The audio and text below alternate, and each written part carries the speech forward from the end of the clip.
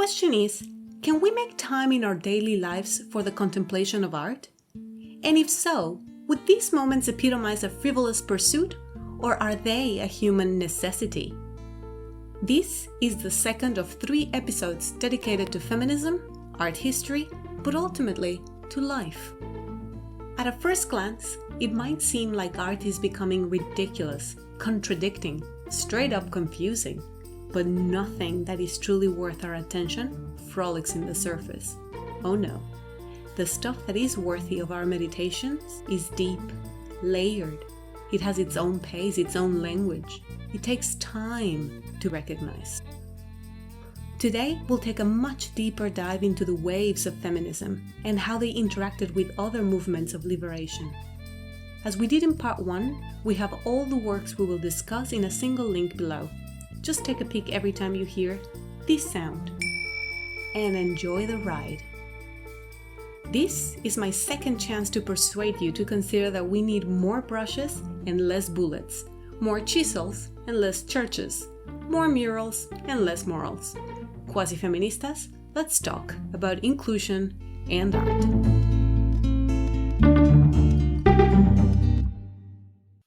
Thank you so much, Fanny, for joining us again. My pleasure. So last time we were talking about women in art, and I know that one topic that you wanted to dig into a little bit more was the East and West differences in art, as well as the waves of feminism. So what do you have for us there? Yeah, what we covered last time was actually super important. We talked about the canon, we talked about staples of art history. This is Fanny, art historian extraordinaire. You already know this gem from the episode Get a Room. And if you haven't heard it yet, have a look at it first, you rogue, and then join us back here. But what's interesting about all of these ideas, and even the beginning of a history of feminism, is that even that has to be reconsidered and questioned. The risk that we have in feminist studies is to actually fall into the same sort of challenges that art history normally has, which means recreating a sort of canon, but like with feminist standard. So like, for example, what would it mean to create a feminist art history? Would it mean only considering artists that are actively pushing the boundary? Do we need to focus on exploiting what was once called minor arts, which was art that was most likely done by women, like embroidering or like watercolors or painting flowers? Do we have to go towards art that's only being made by women?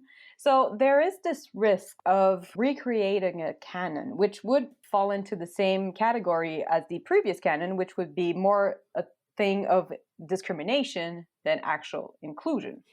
Sometimes I feel like there is a confusion too, because, for example, there are women artists that were not exactly feminists, but they managed to be in art at a time where women were not welcome there. And therefore we look back and we think, oh, she broke the glass ceiling a little bit, but it wasn't the intention. So not every artist is a Gloria Steinem saying women should be in art, but some women in art that became really good became inspiration for others, whether they intended that or not.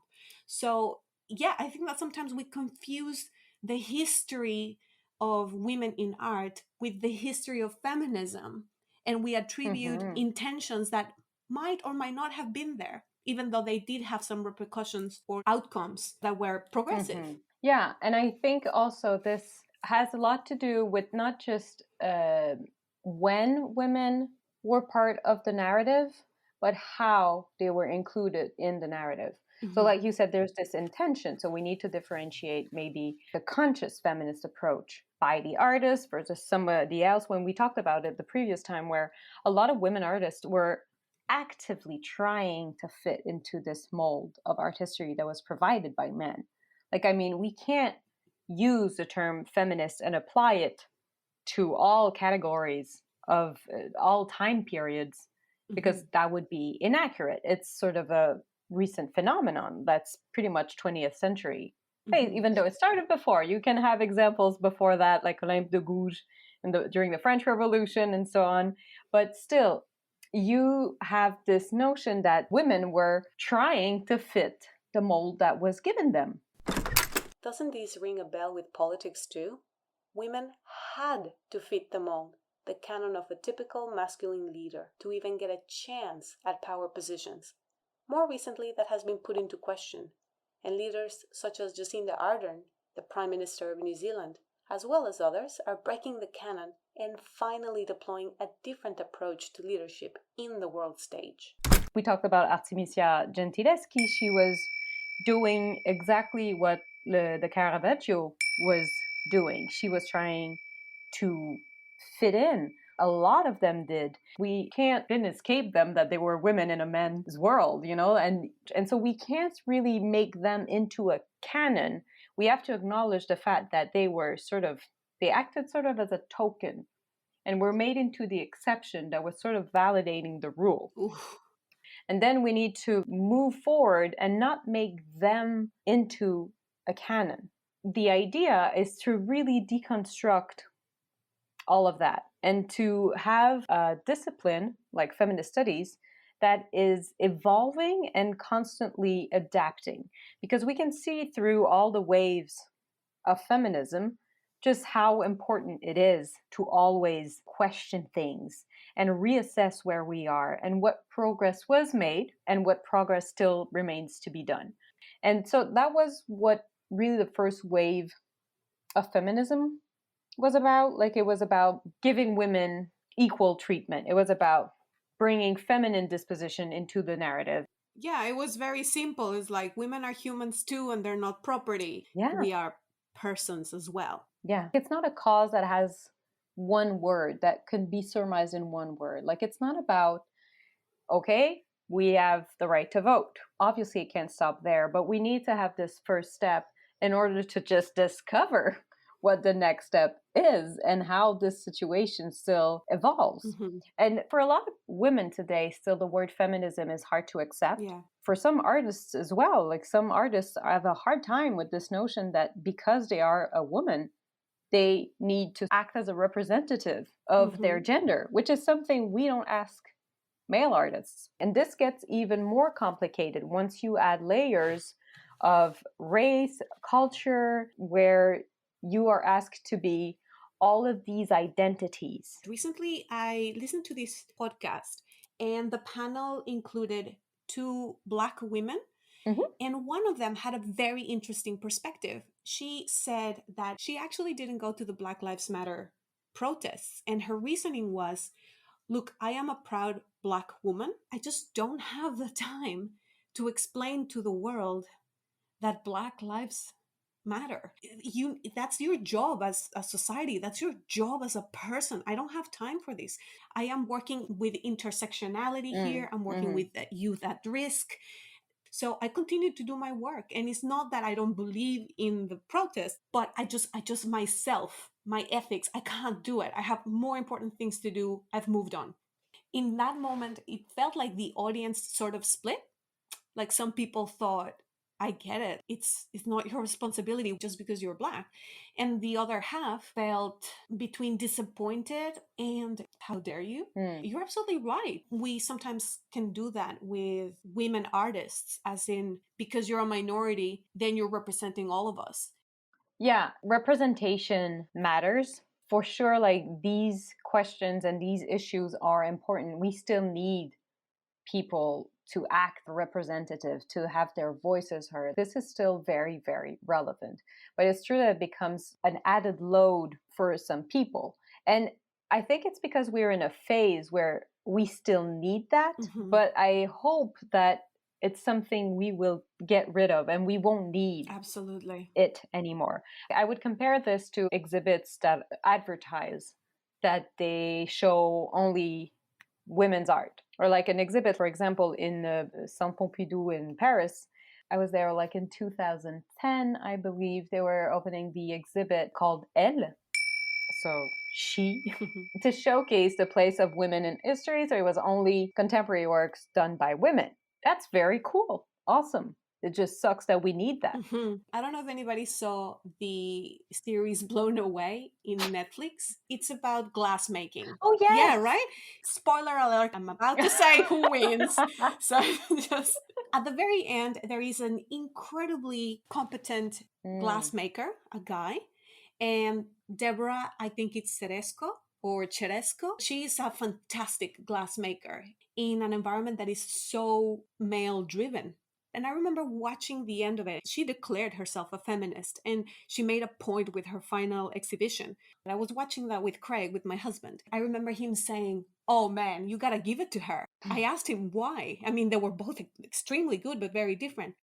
And he said, they have basically the same skills. They both have a good point of view, but you have to understand that she had to work so much harder to get there. I thought to myself, I agree because I did think that she would win. Mhm. Like, I actually did like her work a lot. I also thought it sucks that we have to think that way too. We still Yeah. live in a world where the inequality is still so marked that you have to consider Mhm. these things in order to bring attention to this Yeah. topic. You're totally right. I remember the series and I loved it. And I remember at one point she did a piece which was about potato spuds, bringing beauty to something that was considered ungraceful. And I thought there was a lot of power to what she was bringing to the table. And I think it is true that it is sort of unfair because it comes with a certain recognition, like a recognition of the pain and the added challenges it took for her or for women artists to get where they are. But it's also a potential trap again where we get their merit taken from them a little bit. Whereas if they win because they had the added challenge of being a woman, we still stray away a little bit from her message, her talent, the technical capacity. In a way, to be truly equal, both of these would have had to be judged Hmm. purely on their work. It's always, again, this double edged sword where we need this acknowledgement of the difficulties and the added challenges for women. But we also need to get past it at some point and get rid of it. Yeah, and I think that there is also an issue there because so I remember after the elections, the last elections in the United States, I had a friend actually told me, "Oh, Kamala Harris Mm. only won because she's a black woman." And I thought, wow, what an interesting perspective because I think she won despite Mm-hmm. being a woman. You're right. In order to Yeah. be truly Yeah. equal in our society, these gender issues should finally be invisible, but we are too far from that at the moment. And right now what we need is actual Yeah. representation, which in essence is strong visibility, which we haven't had for centuries. Exactly. That's why feminist studies is still a very active department in art history because it's something that's still relevant and that will keep being relevant until we get that threshold. You know, we talked last time about the guerrilla girls. They are playing on the word guerrilla and gorilla. These incredible group of women. They are all individual artists, but they are wearing masks to mask their identity and they take on the name of famous artists. So there's Georgia O'Keeffe, Frida Kahlo. MoMA was organizing a survey exhibit where they were putting together all of the most important artists they thought of the time. And there were, I think, 170 artists. And Mhm. among those, there were 13 women. And everybody was white. Everybody was white. Everybody came either from Europe or from United States. And so they started a protest and it wasn't getting any steam. It wasn't picking up any attention. And so they started these sort of guerrilla action where they took pure facts, statistics, and started posting them all over the cities. And there was one that was, do women have to be naked to get into the Met Museum? And again, with these stats at the bottom, less than, oh, and by the way, they called this their Winnie count because they went and counted wieners in the museum.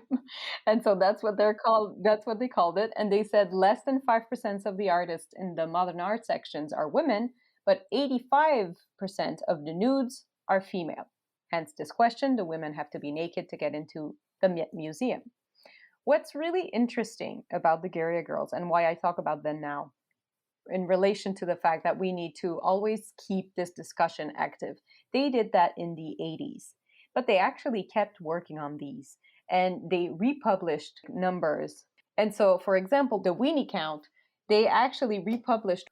The one from 2012 says that less than 4% of the artists of the modern art section are It's women, worse. but 76% of the nudes are female.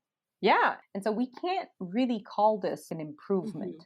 And so this shows that through this work that these artists that were attributed to the 80s and the second wave of feminism are still very relevant today, even though a lot of people think we are in the fourth wave of feminism.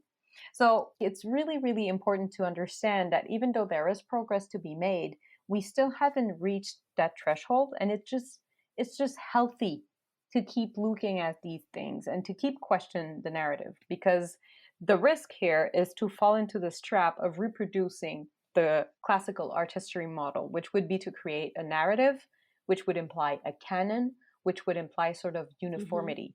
And as these waves of feminism go on, the thing that becomes the more obvious is that there isn't one definition of what it is to be a woman. There's this great artist called Mitu Sen.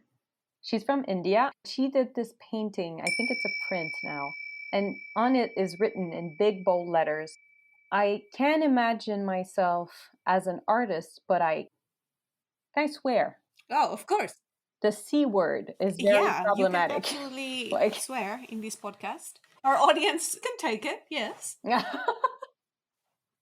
Our audience is warned. So I can imagine myself as an artist, but I can't imagine my paintings are done by a woman. And so when you have a piece like this, you have this word, first of all, that's trying to punch you in the face. That's what it's meant to do. And it's a play on word about what is this word replacing? It's replacing can't. It's replacing a negation. It's replacing a limitation imposed on women. And it also is included in this whole message where she finds it easier to identify as an artist than as a woman, but then still manages to put in the insult that represents the entire female genitalia in the same work, you know? And so this is a good example of where feminism is heading. It's about recognizing femininity and the role of women and what it is to be a woman and taking this into account, but also trying to get beyond these separation, beyond these identities, and accept that being an artist doesn't need to be a representation of what the person is. Women's liberation in this sense, it is truly human liberation. Wouldn't it be ironic? But I think that's where we're going, where we're fighting hard for women to be recognized, for representation to be real. Black women, Asian women, Latina women, disabled women, trans women. Once we can do that, we can say, see, you can't just bottle them all into one same bucket and say, this is femininity, this is womanhood. You need to see each person as an individual. And then once we do that, I think that we can look 180 degrees to the other side and say, hey guys, you also don't have to marry a certain idea of who you are at all. And it would be really ironic if we get there through the cynic route of women first, because we've been so repressed for so long. And you could say that men would have had the chance to explore all their forms of humanity, but in a roundabout way, they imposed it on themselves as well by having it imposed on the rest of the world. Yeah, because, you know, when feminism started to be a theoretical subject for universities and art history departments, it's a part of the social turn of social sciences and humanities. And at the same time, there was the post-colonial movement and there were queer studies.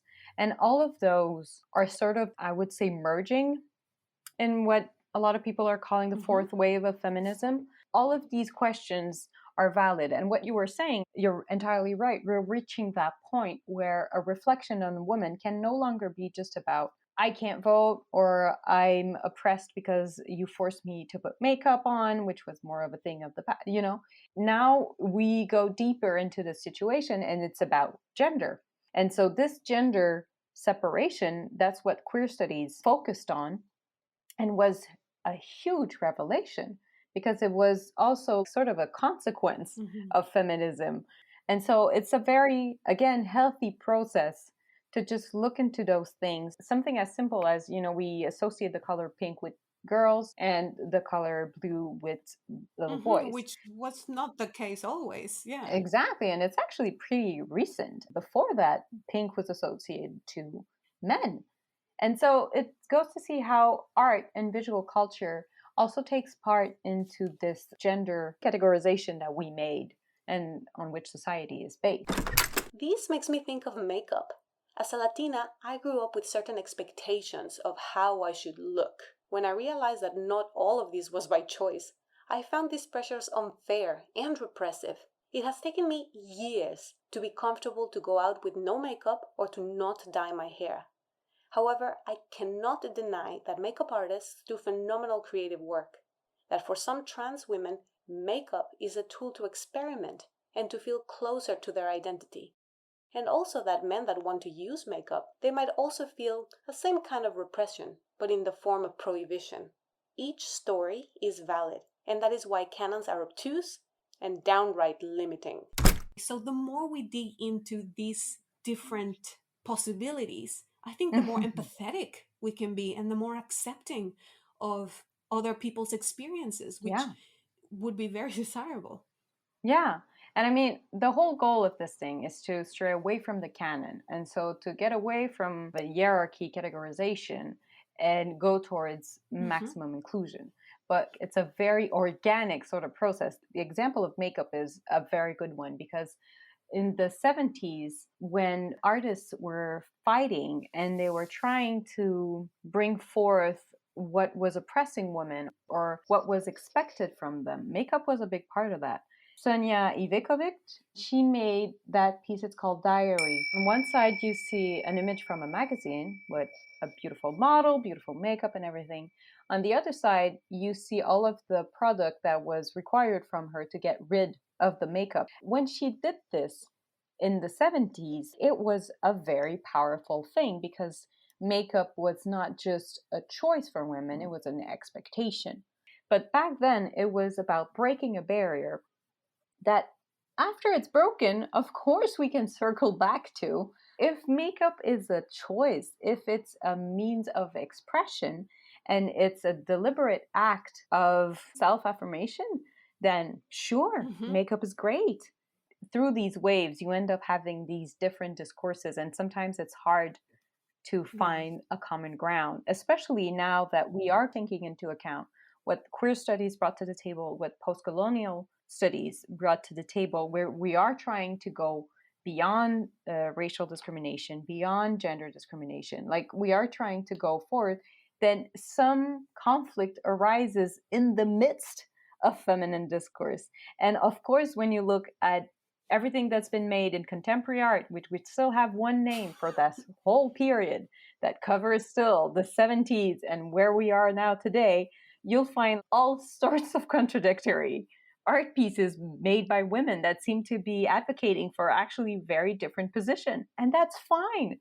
We needed to go through these stages to actually acknowledge that there is no uniformity in womanhood. There is no canon. There is only this passage from expectation, norms, obligation, restriction towards choice, empowerment, affirmation. It's a very, very messy affair and nobody sort of gets along. And that's great. That's what we need. We need to show all of these differences. We need to show that, yes, there are identities, and then we need to go past them. It's a very messy process, but it's actually a great process too. It feels like a volcano. Lava spreading everywhere, but something is being created here.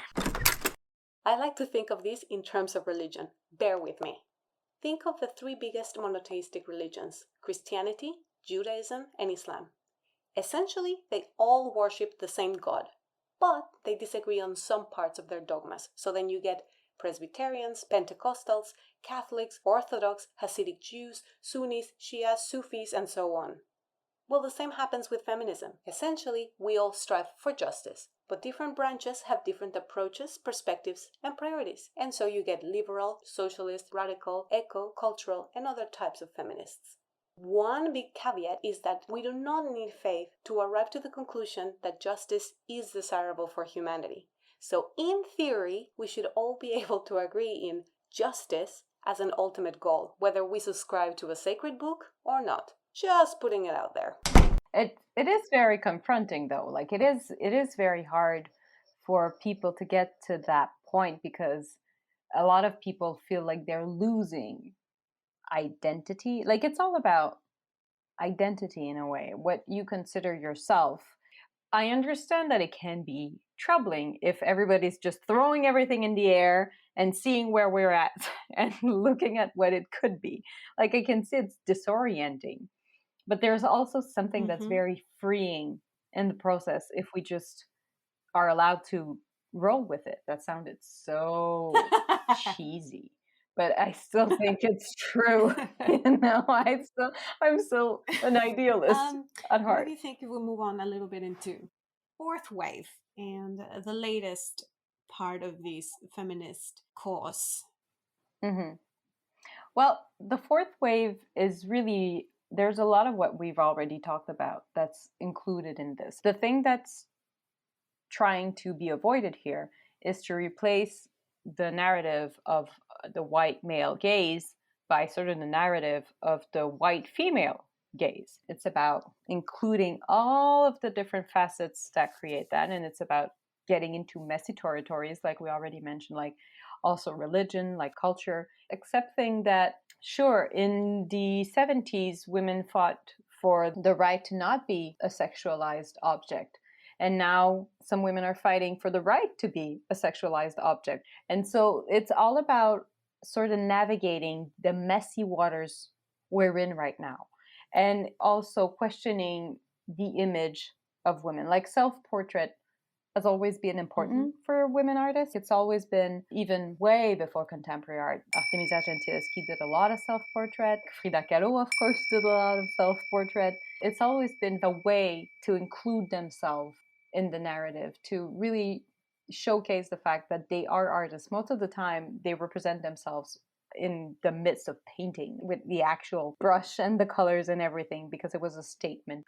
Now, these movements are going towards also sort of an inclusion of what it is to be a woman artist in different ways, and what it is to be an artist and happen to be a woman, you know? So it's about negotiating this change. And a way that's been found to do that is reappropriation of the figure of the witch. And the figure of the witch is something that falls into archetypes of how women were represented in the past. Most of the time it was the Venus, hence all of the nakedness that the Guerrilla Girls could see in the museums. There was the Virgin Mary, the maid or something, and then there was the witch, or like the powerful sorceress and the seduction and everything. And other than that, it was Magdalene. The whore, which was Mary Magdalene. So there was like some strict categories where women would fall in. So basically we're saying Sex in the City on canvas instead of on the screen. Do not judge me, I just say what we're all thinking. And so there is this movement to recuperate the figure of the witch. And like many things, it becomes sort of an empowerment process. So something that was used to discard women is now used to empower them, because a lot of the thing that goes with the witch figure, it goes with the territory, a lot of knowledge that was handed down by grandmother to mother to young girls, knowledge that was pretty much feminine. It was the feminine domain, it was domesticity, medicine, how to cure your child, all of these things that created a community of women that is now used to get back this power that was feared by men, and to get it stronger, and to also showcase all of these cultural aspects that were always on the margin. And so I would say that the fourth wave is going at it this way. It's going really towards what was always put into the margins and bring it back into full center. An example of it would be Virginia Lupu, and she did a piece that was called Tin Tin Tin in 2018 and 19, and she filmed a whole community of witch performing ritual, and it's not the way we imagine it necessarily. It's steeped in their culture, and so she's filming their ritual, and there's something beautiful about bringing back to the center what was marginalized, mostly because it was associated to women. Mm-hmm. And so the fourth wave is all about, now I would say, navigating troubling water. And it's all about trying to find your bearing. And it's a beautiful thing to see, though it might be a bit confusing at times. I think it would be a really nice ending to the podcast if we could maybe have a look at one of the paintings, and you can help us analyze it, go through it, as if we were next to you in a museum. Yeah, if we have the time, I'd like to talk about two pieces that I think relate to what we've been talking about. The first one is Fringe by Rebecca Belmore in 2008. She is a Canadian artist. She is First Nation. She is Ojibwe. And this work is particularly efficient in illustrating what we've been talking about, this importance of bringing forth the fringes and putting together an image that jumbles a lot of codes here, because we have almost like a classical nude figure, but then you have this huge scar in the back that is the focal point of the whole piece, and that acts both as something to show the trauma, but at the same time shows this wish to heal. And it goes to this idea that only by putting in the center and putting the spotlight on these stories and these trauma can we move forward and see the beauty. This is a beautiful, very contextualized piece that has to do with the very, very problematic history of the First Nation in Canada. Oddly enough, there's a piece by Frida Kahlo, I think it's Árbol de la Esperanza, in which you see Frida herself represented two ways. And the first way is almost exactly like that. You can see her on the bed with the scars, and then you can see her, the second Frida, wearing her dress. And in her case, there's something to be said about all the trauma her body actually went through, and the fact that she can still be a woman. She can still be feminine, and beauty doesn't have to hide trauma, or anyway, they're not incompatible. And this very, very powerful work by Belmore goes in the same direction, in the sense that only by acknowledging it and seeing it can we eventually heal and see the beauty from it. And the second piece I'd like to talk about is A Subtlety, or The Marvelous Sugar Baby by Kara Walker. In the context of the domino industry, which was a sugar factory, and the building was about to be demolished, and so she had the mandate to occupy the space before everything was teared down. Since it was a sugar factory, Kara Walker went into the complexity of the racial history behind sugar. Kara Walker is an African American, and she dived into the story of the sugar route and how all of these important products like sugar and tobacco reshaped the world, particularly history of African American, but also Black people all over the Caribbeans and all of these regions where sugar was in such high demands and was produced mostly by slaves. The subtext of this tells you a lot of what you need to know. A Subtlety, or The Marvelous Sugar Baby, an homage to the unpaid and overworked artisans who have refined our sweet tastes from the cane fields to the kitchens of the New World on the occasion of the demolition of the domino sugar refining plants.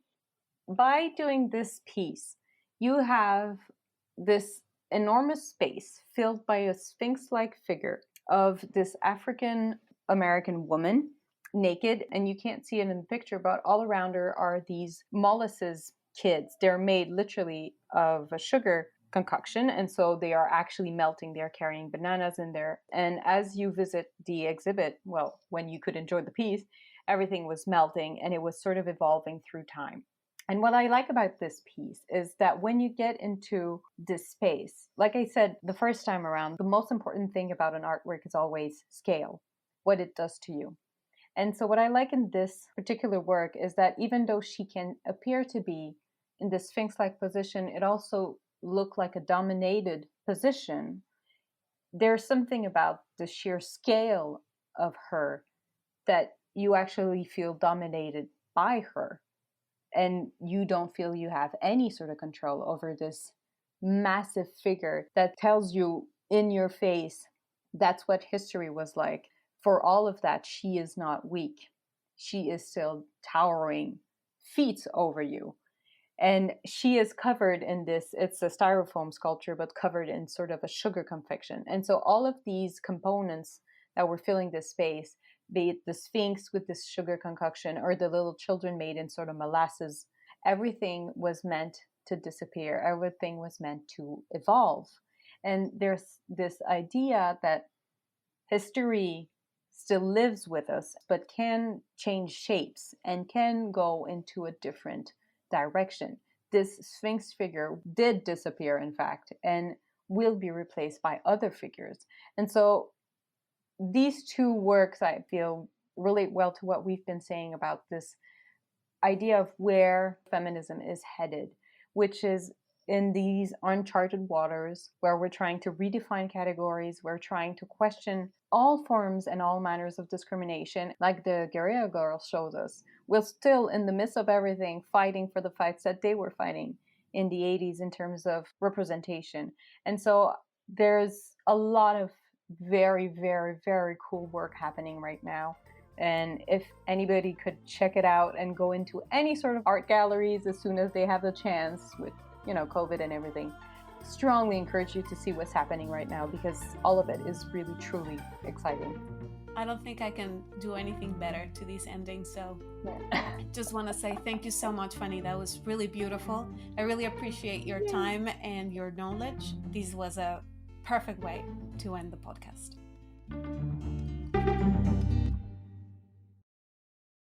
Can we devote some time to appreciate art and reflect on how it mirrors our lives? I don't know. Should we? Absolutely yes. Tides and time wait for no one, and the waves of feminism will keep coming. Something has been put in motion here that will not stop. The difference is whether we get knocked over by the waves or we learn to surf them. I will leave you with one task.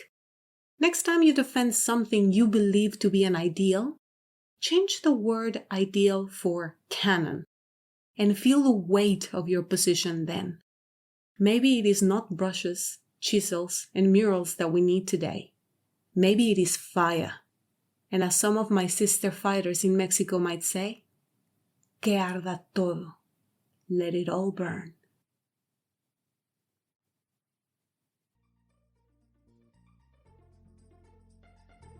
Quasi Feminista is recorded in a plethora of rooms and offices around the world. Original music, Flor de Maria. Editing, Erika Medellin. Fact-checking and comic relief, Chatty Patty. With the support of the Ministry of Women and the Testicular Council. I'm Patricia Morales, Cid de León.